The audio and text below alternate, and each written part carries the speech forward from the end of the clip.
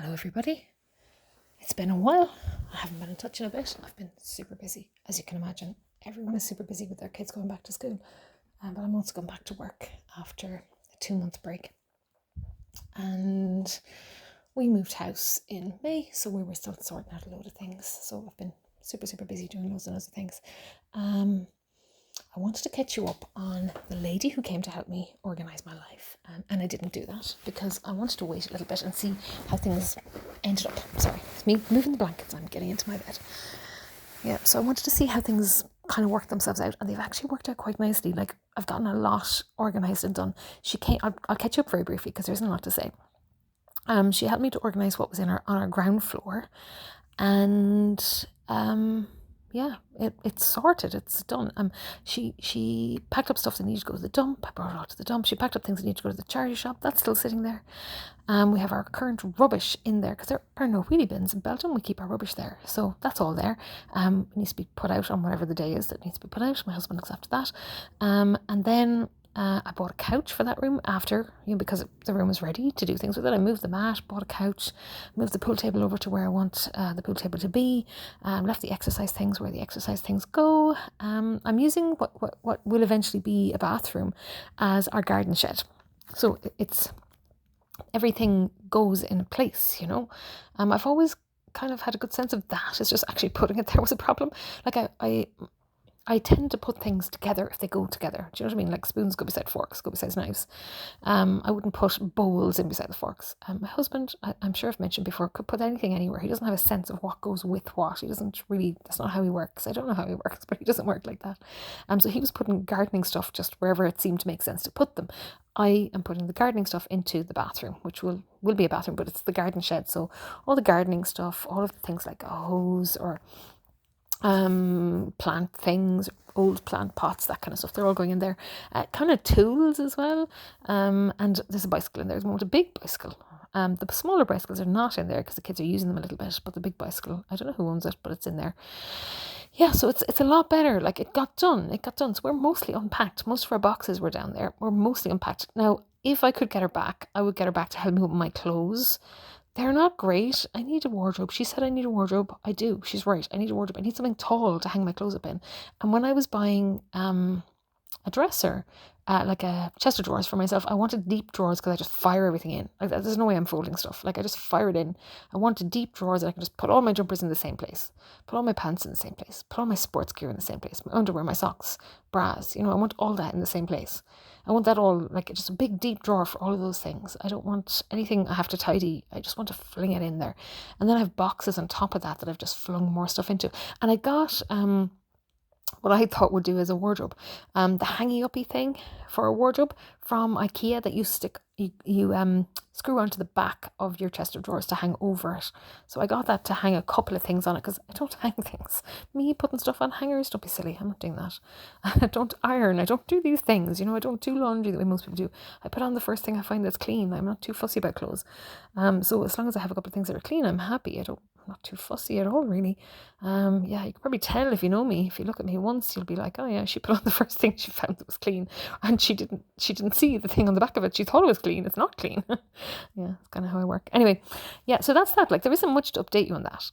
Things were going fine with the house all summer. The house was making progress because I knew what I wanted to do, and she gave me a couple of little tips around other things, and kind of encouraged a couple of ideas that we'd had, and kind of gave me the kind of, that'll probably be good. You should maybe, go for it, do it.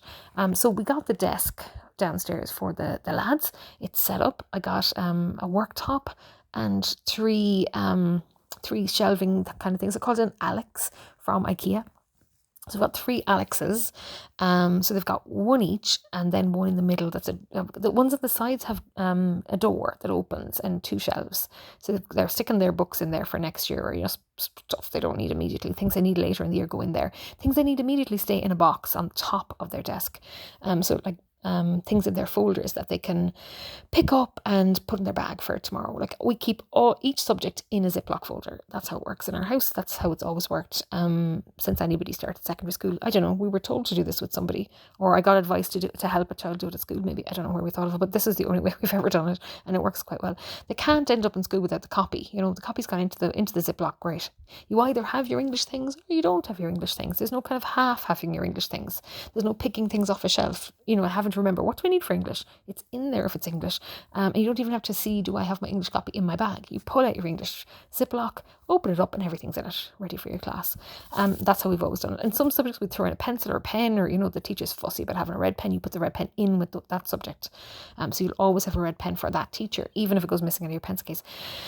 Pencil case in the bag. Small little zip at the front of the school bag with extra pens and pencils in there. So if you run out, or if you just can't find the pencil case in the bag, you just take out one out of there. There's a backup plan, and we're good. The only thing we can forget is lunches and coats and shoes. Yeah, we could forget shoes. We really could. I'm not joking. Yeah. So we're pretty organised now. They have their desk for their homework. We're not losing books because they're being moved off the kitchen table while we eat dinner and things like that. Everything's working out really nicely. She suggested we needed to get a dresser for down near the table in the kitchen. I was like, I don't really want to buy more furniture. Like, we have enough stuff. So I didn't. What I did is I moved what used to be our TV console down there. Now it's too low to be a dresser. It's not a dresser. It's too low. But we've put the breakfast things on it, and I've put things like napkins into where you should be keeping your DVDs. And it's working fine. It's doing the job I wanted to do. It's somewhere to put the breakfast stuff. It's not drawing as much attention as a dresser does. It just is very low. It's fine. It's about up to my knees. It's grand. It does the job, and I'm not buying more furniture. And what on earth would I do with that piece of furniture if I wasn't using it for that? Because we don't have a TV anymore. We have a screen down in the basement. We have it's not a basement, it's ground floor.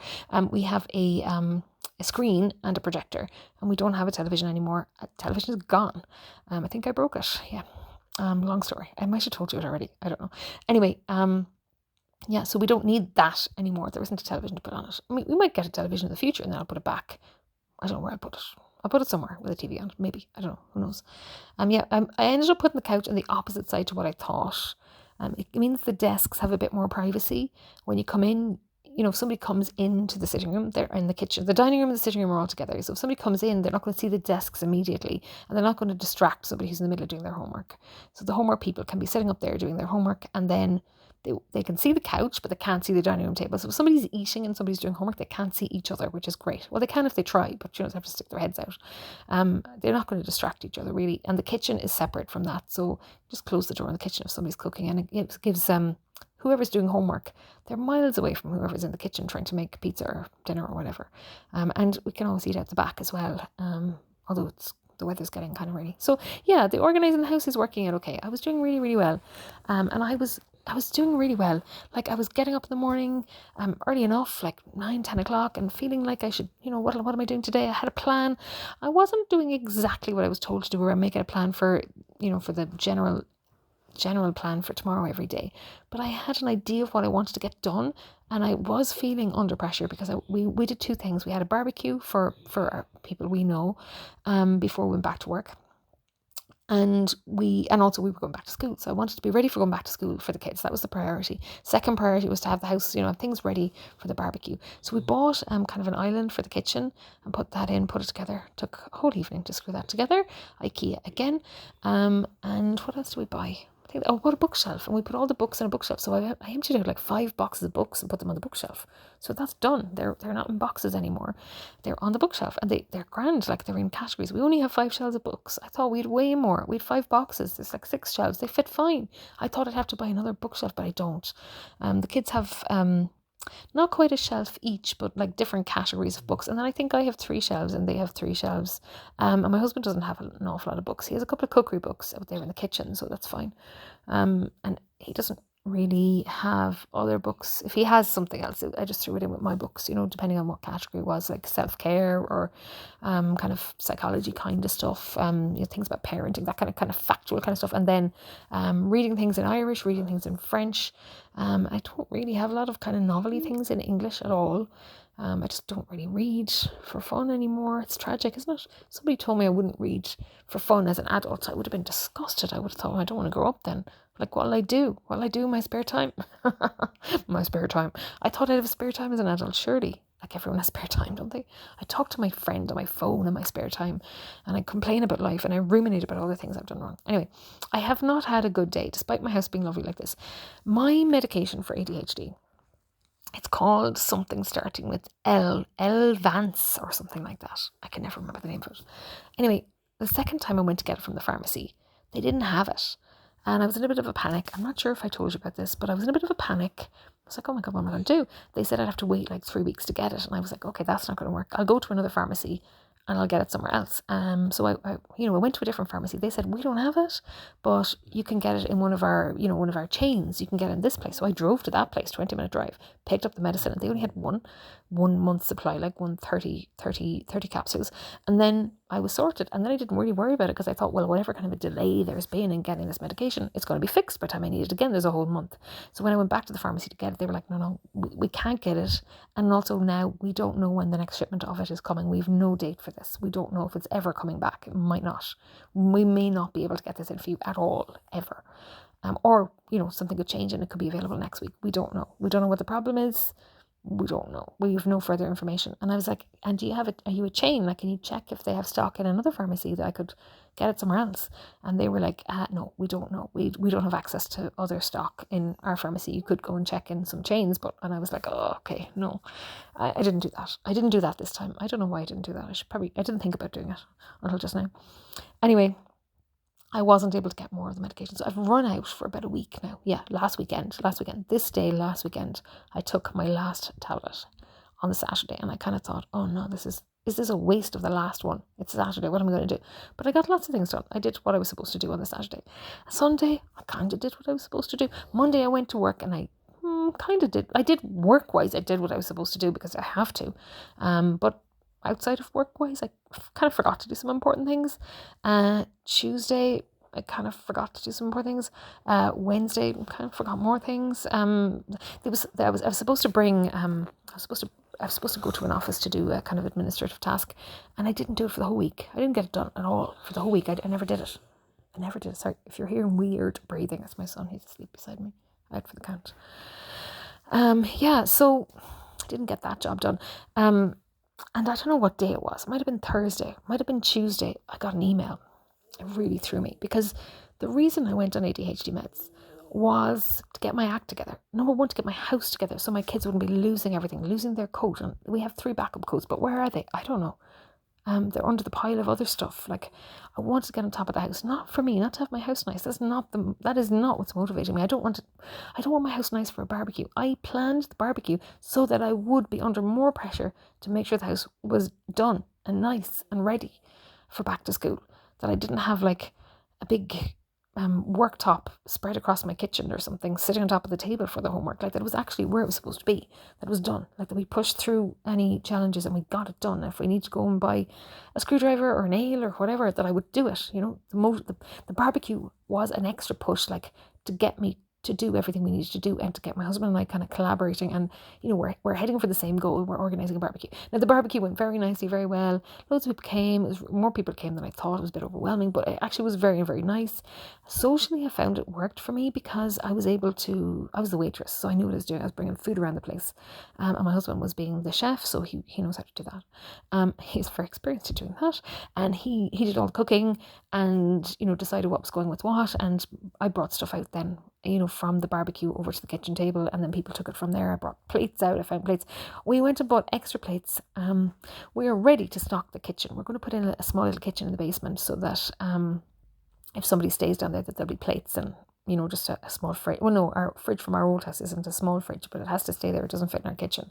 And I think like some kind of a small oven that you could just put on a pizza. Not a full set of anything now, but just a small, like a bed set kind of a kitchen.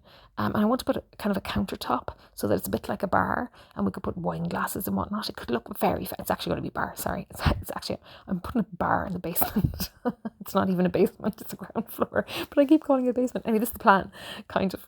Yeah, so it's none of that's happened. But anyway, ran out of medication last week, and like the whole motivation was to get everything ready so everything would be organised and ready for the kids. So I'm ruminating about this today. I'm actually really upset about this today. I'm not usually very in touch with my feelings, but I know I'm upset today. I have a headache all day. We've otherwise had quite a nice day. I know I'm tired after going back to work. There's a lot of factors. I'm tired after going back to work. I'm tired after teaching my class for a week and a half. I have a lovely class. I'm very lucky this year again. But I'm tired after a week of, showing 7 and 8, 9-year-olds what to do with themselves, bossing them around all day and showing them what to do and being nice and being patient and telling them to sit down nicely rather than being snappy with them. It's a tiring job. There's a lot to it. And this year I'm coordinating our section as well at work. So there's a lot of kind of emails and just things I need to do. And if I don't do them properly and quickly, other people are going to not have answers or not have something sorted out if I dilly-dally. If it's for myself, I will dilly-dally, it's grand. But for someone else, I won't dilly-dally. I will sort it out. I will get an answer. I'll figure it out. I'll send the email. I'll do the thing. Someone else asked me to send an email to the boss about a problem. I'll send him an email that same day about a problem. If I have a problem, I don't want to bother him. I'll be weeks before I bother anybody about it.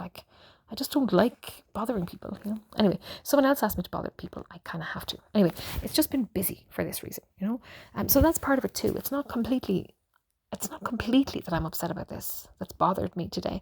It's a lot of things that bothered me today. But I know objectively I've actually had a very good day, except for the headache and the fact that this has been hanging over me and bothering me and I've done nothing about it.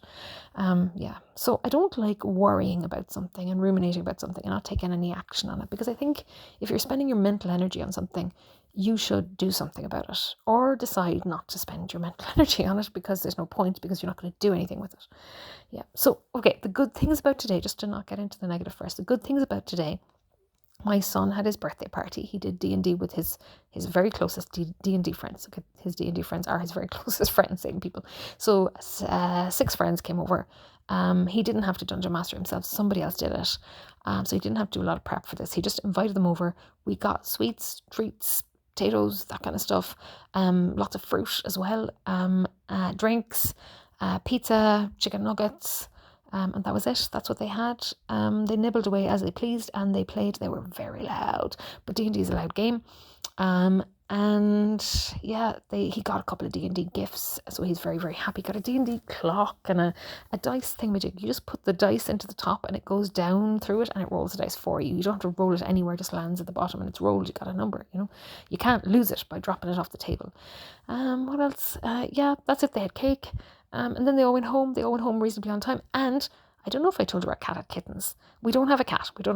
We have a cat who's been living in our garden. She's not ours. She was in our garden when we got here. The lady who lived here said it wasn't her cat and that she's not taking it with her because it's not hers. So it kind of by default became ours, but legally it's not ours. And we don't have any claim on that cat. If somebody else said it was theirs, it's theirs, But anyway, she had kittens. So when we came back after the summer, there was 5 kittens in the garden. And they're getting big now. They were born in July. They were born in July because we were gone for July. We came back in August and the cat was thin. But we didn't see any kittens. I thought she just lost a bit of weight. Well, no, I kind of thought she might have had kittens. We might see them soon. But I started thinking we wouldn't because it had been a week or two. And then the kittens came out. There was 5 of them. They were under the stairs. 5 kittens. They all have names. I won't go into it. But I've been looking for homes for them. Somebody's picking one up tomorrow. Somebody's picked one up today. One of the parents today was like, "Oh God, we've been looking for a cat. Could we have one?" I was like, "Yeah, of course." But it was a little bit quick. I didn't think she was going to take it today. I thought she'd, say, "Okay, I'll get myself set up for a cat and I'll come back in a few days." Perfect, yeah. But that's not what she did. She doesn't live that far away. She could have done that, but she didn't. It's fine. So she's taken one of the kittens. They got to say goodbye. The kids got to say goodbye. The mother got to say goodbye. I'm sure she didn't understand that she was saying goodbye. She's probably out there looking for her kitten, going, "Where's the other one?" I'm sure I had a different number. Like I was when we came to Belgium first. I kept counting 1, 2, 3, 4. Where's the 5th one? Yeah, I kept thinking we had another one, and when we set the table, we kept setting it for 7 by accident, and we'd have a blank plate and we'd be like, someone is missing. It's tricky to think who it is when you know they're not actually missing. Like our eldest was in Ireland. We knew he wasn't supposed to be there, so it's hard to think who's missing, who's not had their dinner. And then we think, oh no, we just set the table for the wrong number. Yeah, my eldest isn't here, our eldest isn't there. So yeah, that kept happening. So I'm sure she feels like that. It's not a very nice feeling actually to constantly feel like somebody's missing, to count the wrong number. But she can't count. Maybe it's okay. Anyway, sorry, I'm overthinking the cat. So I've actually had a good day. My son had a nice time. What else good happened? Nothing really. I went to the gym yesterday, so I should feel physically quite good. Anyway, the bad thing. I don't want to tell you about it. I don't want to tell you about it. That's what I'm doing. I'm procrastinating. I don't want to tell you about the bad thing. Okay, the bad thing. So things work a little bit differently in Belgium when it comes to medication for ADHD. I don't know how it works in Ireland. I think you see a psychiatrist. But in Belgium, you can get ADHD medication from a neuropediatrician, and that's kind of the expected route. So we were recommended a neuropediatrician by somebody or other, probably at work or parent, another parent in the school or whatever. I don't really remember, to be honest. So we went with that one. I didn't really look into other ones. I went with the one that was recommended to me, possibly by more than one person. Honestly, don't remember. This would have been 3 years ago. 2 years ago at least. I don't know. A few years ago. So we went with this guy and everything was fine. It's tricky to make appointments with him. It's really difficult. He runs in 2 different places, in like a private practice, which is about an hour's drive from me, and a hospital that's about an hour in a tram for me, and it's difficult to park there. So it's about a 40-minute drive across the city anyway, so it's just as easy to go in the tram. But it's still an hour. No matter how we go to this person, it's an hour to get there. I have 4 kids who need to see him. They recommend that you see a neuropediatrician every year with neurodiverse children, and that you see him every 6 months if you're on medication, so that he can update your prescription and whatnot. That's his recommendation. So I was following his recommendation. That's what I'm trying to do. But it's really tricky to make a booking for an appointment. So the easiest way to do it is to email the secretary for the appointment place that's further away, but it's quite a drive. So emailing her is the easiest way to make a booking. The other place he works in that's closer to me is the hospital, and it's really tricky to make an appointment there, because the only way to do it, I think, you should be able to do it online, but it just says there's no availability. The easiest way to do it, I think, is to ring them, but I don't do phone calls. I just don't do phone calls. I'll do anything to not do a phone call. So what I had been doing was ringing the lady. No, not ringing anybody, don't be silly. Emailing the lady who's further away, making the appointment that way. The secretary would look after it and making appointments that way for all the children at the same time. So this means each child gets half an hour. It turned out that we were there for 2 hours meeting about the children. Now that sounds grand, get it all done together, brilliant, very efficient. We did it one time, we kept going out that direction on a bit of a holiday, and we stayed for the weekend. We had the appointment on a Friday, we stayed for the weekend, we had a long weekend for some reason. I think we were back on the Monday or something, and we came back. It was lovely, it was really nice. We had a really nice time. Actually, it was a disaster of a holiday, but nothing to do with this. I'll tell you about that another time. It was a very funny, bad holiday. Cost a fortune, but not initially. Like, we just lost a lot of things on the holiday. I'll tell you about it. But anyway, not now. That's what I've been doing. That was my solution. So eventually I kind of worked out that was a crazy solution, because I have a 7-year-old who can't sit for 2 minutes, and he would just climb around the office for 2 hours. He was in there the whole time, and we tried taking him for a walk or something, but the day we were there, it was raining. The second time we went, it was raining or something, and we couldn't, and we brought him out to sit in the car for a bit. He sat in the car, then he went in for his appointment, then he waited in there for the next kid's appointment, and then for the last kid's appointment, he went back out in the car with dad, which meant I was doing the appointments on my own, and I still didn't have a second opinion or a second parent's input on it. I don't like to completely exclude my husband from these kind of things. It is my job, the way we divide jobs in ours, it is my job to follow up on those things and take care of them, because he doesn't really understand the educational side of it. So the medical side and the educational side, like, neither of us know anything about the medical side, so I may as well take that over and do the educational side, because I do understand that. I do understand what they need for school and what needs to be written in their reports, and what difficulties they're having in school. I can describe that pretty well. That's part of my job. And I actually have taught one of them. My middle child, I taught him for a bit. I wasn't his mainstream class teacher, but I was his Irish teacher. So I know what he's like in class as well, objectively as a teacher, Okay, I'm sorry, I'm making a very long-winded version of this. So I managed to make an appointment with the hospital. I do not know how I did it. I don't remember how I did it. I think I might have found availability online, and I booked 2 of the kids in, and then there was a gap of like an hour, and then I booked the other 2 kids in, I think. Or I booked 2 in today and 2 in 2 weeks later. I did something like that. Anyway, I booked all 4 of them in January last year. I think it was December and January. I think that's what it was, December and January. So we're meant to book in 6 months later, but I couldn't make appointments. I couldn't figure out how to do it again. I'd made those 6 months in advance, because there's a big long wait to get an appointment. So I'd made those January appointments in like June. I was looking for appointments for going back to school, and I was like, oh God, I can't do this. I made them for December and January in June. That's the best I could do, so that's what I did. And this is the kind of thing that was really frustrating me about me, that I just couldn't get my act together. I couldn't make a bloody phone call. I need to get on top of these things and make the appointment when you need to make it, so my kids have the medication that they need. They're doing everything they're asked to do. The doctors, I'm following all the instructions. I'm just doing it so slowly, and I'm so behind on it all that I was getting stressed out. So this was one of the factors that made me think I'm being a terrible parent. I need to medicate my own ADHD in order to be a better parent, because I'm being a terrible parent. And I'm the problem. I am now the problem. My kids are not the problem. They're doing okay. They're trying. They're doing everything they're asked to do. The school is doing everything they're asked to do. It's me not sorting out their medication quickly. So then they ran out like the middle of December maybe or something. I actually don't remember if they did run out. Maybe they didn't. The prescription might have covered up to there. Or maybe he gave me a new prescription. I don't know. I don't remember. So yeah, we went to see him December, January. And then we left. And then at some point I went around trying to figure out how to make another appointment. And it looks like I must have rang them and made one. I must have, because on Tuesday I got an email saying that he was really, really disappointed with me. Lovely.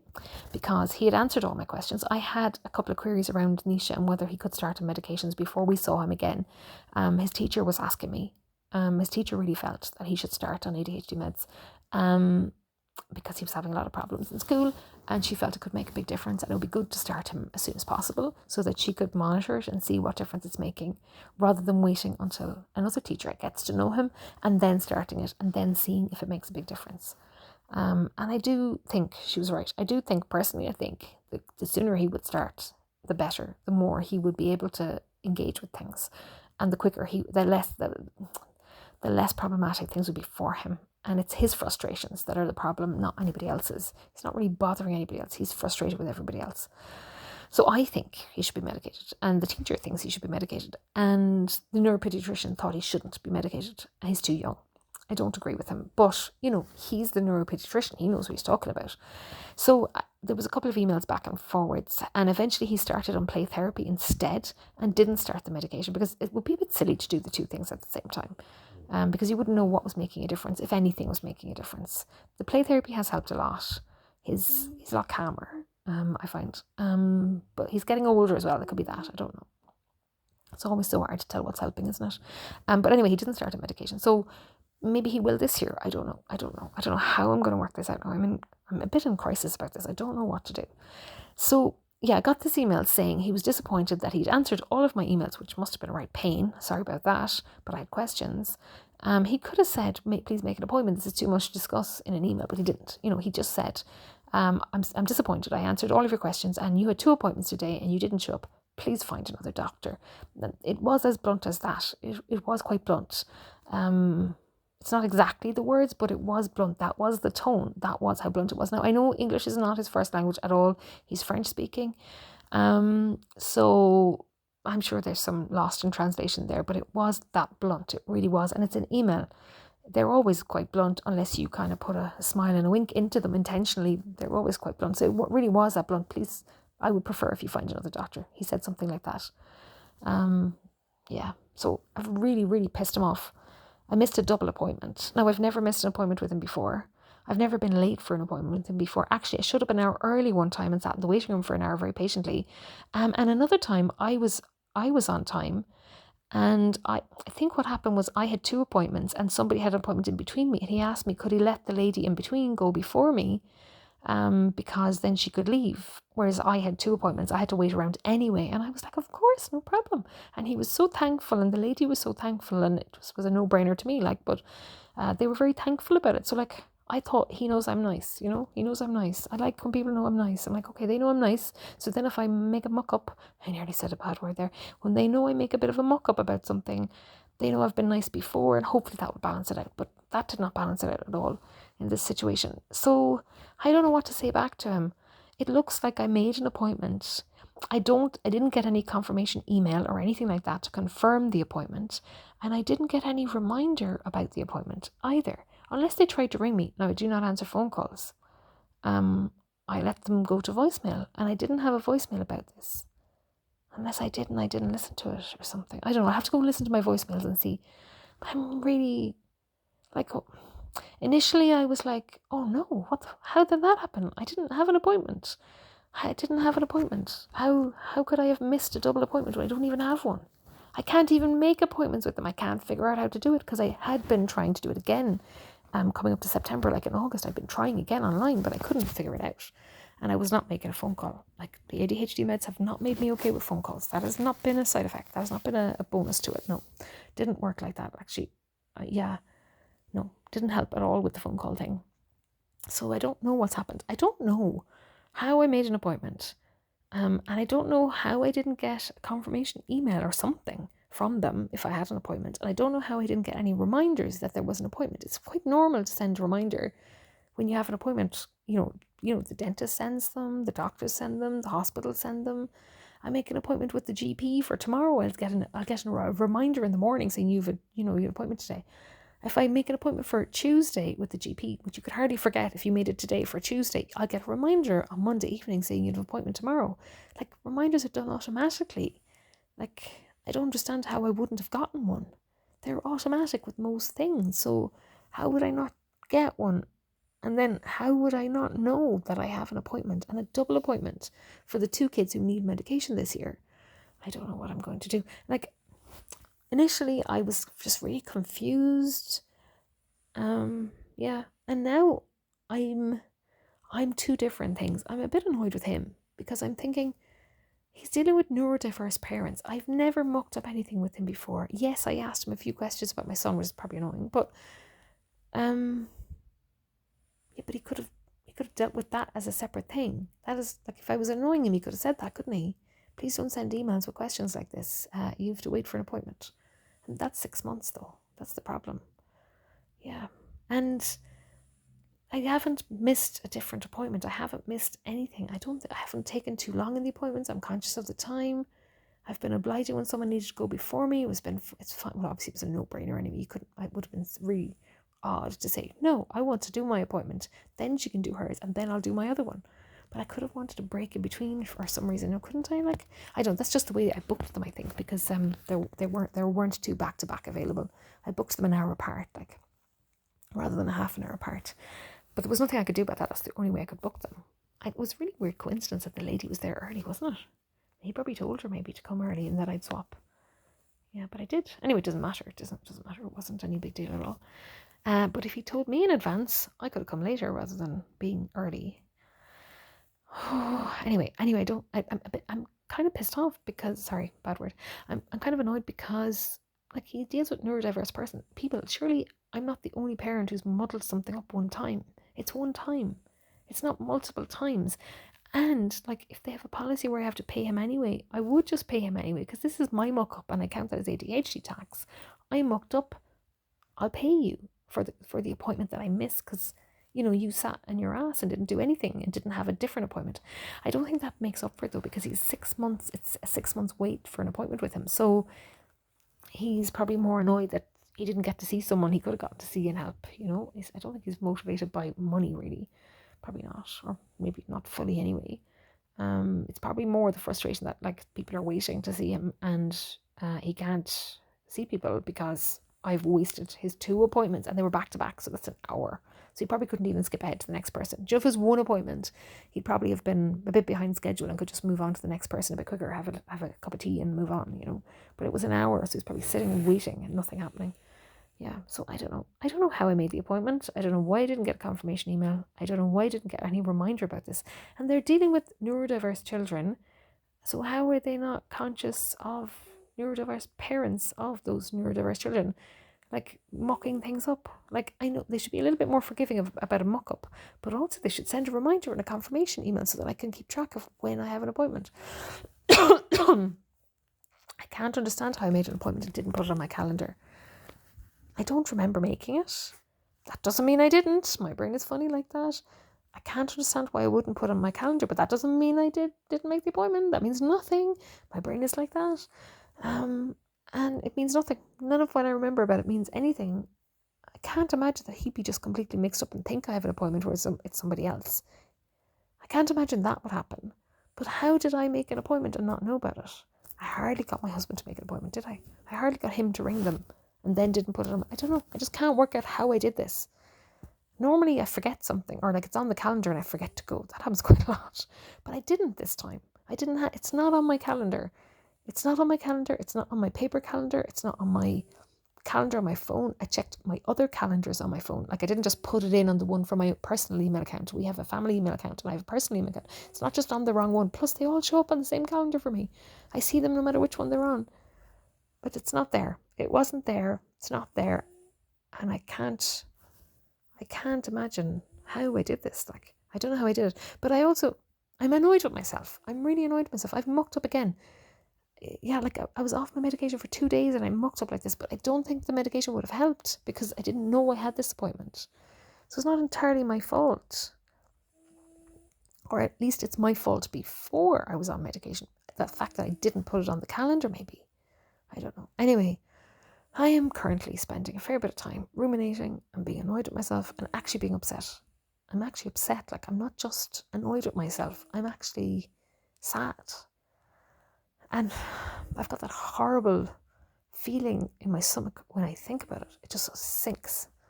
It just goes woo, down. A down feeling. I'm sorry, I'm not very good at describing my feelings. I'm not in touch with my feelings. I'm not very good at describing them. I think it's alexithymia that it's called. I think I do have that to some degree. I'm a rock. I'm a rock and I'm very logical. And I'm not usually led by how I feel about something. I'm not usually very aware of how I feel about something. I work out how I should feel about something and then I presume I feel that. But I don't feel right about this at all. I don't know. I don't see the point in ruminating about it and thinking about it and thinking about it. There is no answer. I don't know how this happened. But I don't know what to say to him. I feel like if I say something to him, that I'll feel it's closed, it's done, I've dealt with it. I kind of feel I haven't answered his email. So I feel like I've left that hanging. I was very tempted. Now, please don't think I'm a very bad person. I was very tempted to tell him that my 2 children were killed in a car accident in the summer. And what the hell does he think he's doing sending me a rude email like that when they're dead? But it's not true. And it might jinx my children. It might actually happen. But like, they could be dead. Like, for all he knows. What kind of a message is that to send to someone? Anything could have happened. I could have died during the summer. One of my colleagues at school died during the last Christmas holidays. Just suddenly, she just got killed by a tree. I know that sounds insane, but she was in a park and a tree landed on her. A tree just fell over on top of her. 2 kids just died like that. I could have just died like that over the summer holidays. How would he know? Do you think he'd notice it in the newspapers? It wouldn't be in the newspapers. It would be in the newspapers in Ireland, maybe. You know, Irish woman gets killed in Belgium by a tree. Maybe. I don't know. But he wouldn't notice that or hear about it. What, did he Google my name before he sent me the email? I doubt it. You know, or Google the kids' names and make sure they haven't been killed. Like, why didn't we show up for this appointment? We could have not shown up for any reason. I'd love to send him a big fat lie just to make him feel really bad. But I'm not going to do that, obviously, because that would just be a bit weird. Yeah, that would be a bit wrong, wouldn't it? I think it would. But I don't know what do I say to him? What do I say to him, or do I bother saying anything to him? Like, do I actually need? Like, if I just decided, okay, I'm not going to answer his email, I'll delete it. If I made that decision, I'd feel I could move on. But I don't know. I don't want to, no. Actually, what I decided about this was that I wasn't going to answer his email until I found somebody else.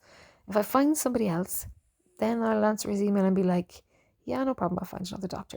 If I can't find another doctor, then I'll have to go back to him kind of begging and say, oh, please accept my sincere apologies. I had no idea that I'd made an appointment. I had no confirmation email. I had no reminders. And I'm neurodiverse. And yeah, I ran out of medication. That's nothing to do with it, but I could tell him that. It's kind of an excuse, is it? I don't know. I have too much going on sometimes. Yeah, so anyway, I've been thinking about this all day and feeling sick about it all day. It's a sick feeling in my stomach. Yeah. And then I get annoyed.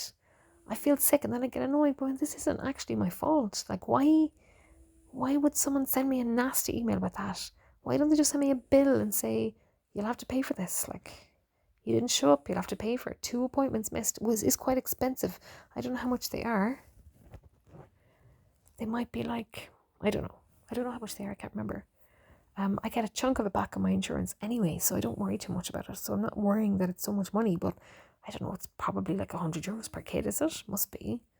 Or 50 at least per kid, is it? Like, it's probably 100. I'm guessing it's closer to 100. I can check, but not right now. But like, say it's 100 per kid, like that's 200 quid out of my pocket. I would be like thrown by that. Like, oh no, I've wasted 200 quid. I don't even have the appointment, and I can't get another appointment for about another 6 months. I've missed it. Oh yeah, I don't know what to think of it.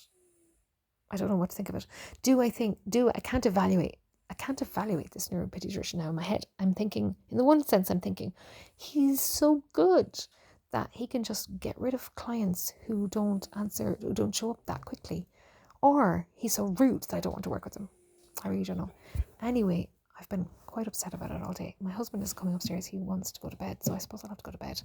I will leave my massive moan at that for the moment, and no decisions made. Okay. Good night.